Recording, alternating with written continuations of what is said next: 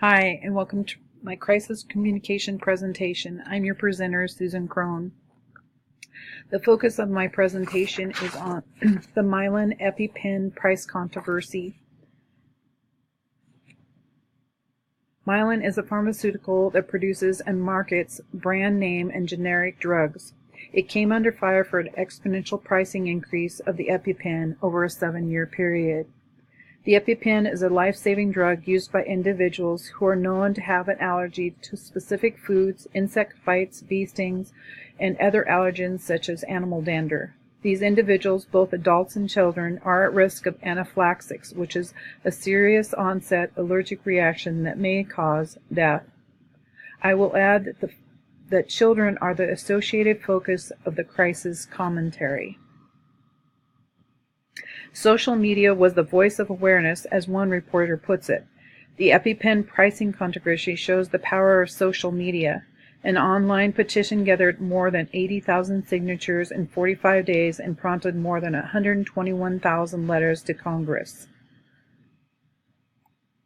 The EpiPen is a self-injected pre-measured dose administered through an auto-injector.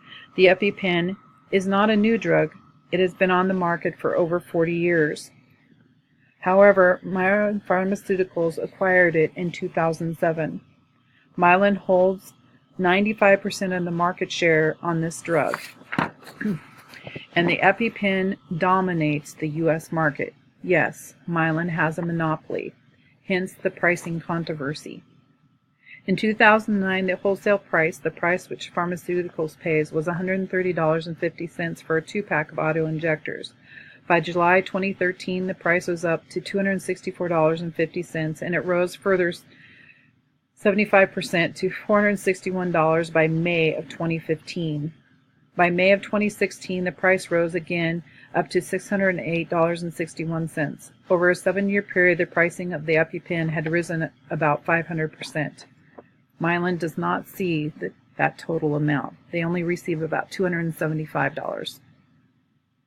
$50 per pen after cost. Oops. Heather Buresh is Mylan's CEO and as well the spokesperson over the Mylan controversy.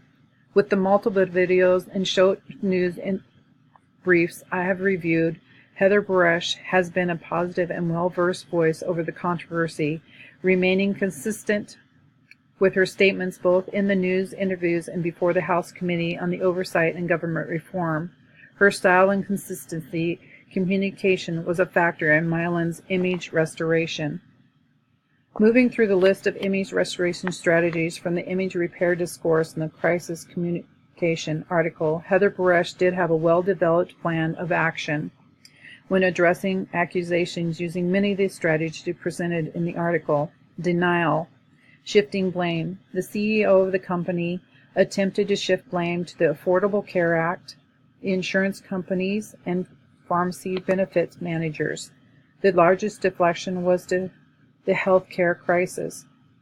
In one interview, Buresh fails to during a CNBC Squawk Box interview as she attempts to justify her company's actions while fending off criticisms that its effective monopoly was abusing its power.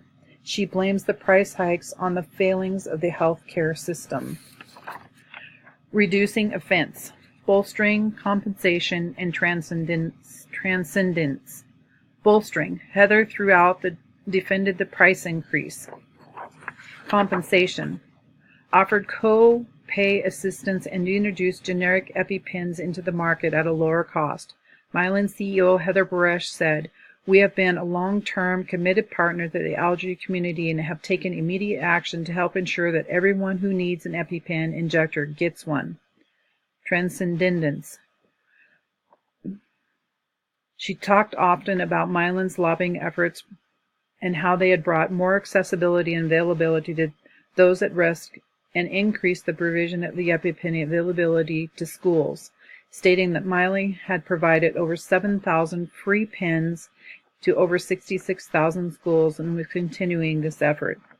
Mrs. Buresh also continuously claimed the unprecedented act of introducing a generic EpiPen at half the cost into the market, something that had never been done by any pharmaceutical before, and that their efforts and strong support to the health community had reduced United States healthcare costs by approximately $180 billion. Heather Baresh is still the CEO of Marvin Pharmaceuticals. This was her April 2018 Investor TED Talk, of which I won't be showing. More importantly, the points that came from this crisis was the strong awareness of the need for drug price reform. Public outrage and even lawsuits are insufficient to resolve the pricing problems, as EpiPen's case illustrates, states one author. Mylan has gone through 4 different lawsuits, according to this author.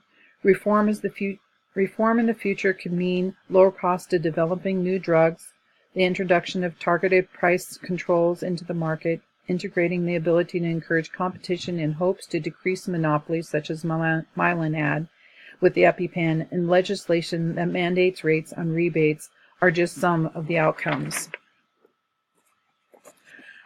Workplace crisis communication and management. Understanding your market base and what is going on in it.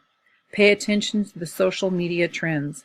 Have the ability to define where and how you stand on the positions being addressed and who you are in the industry. Don't communicate that you are just as frustrated as the customer that you are reportedly taking advantage of. Weigh your corporation's market strategies through a moral compass. Recognize a need within the market you command. It should also mean you progressively meet that need. Be part of the change you want to see for the industry. Pharmaceuticals are keeping pace and making profit in it is legislature and policy that has yet to perform and meet the demands and the needs of the people. As of 2017, Mylan had not lowered the cost of the EpiPen.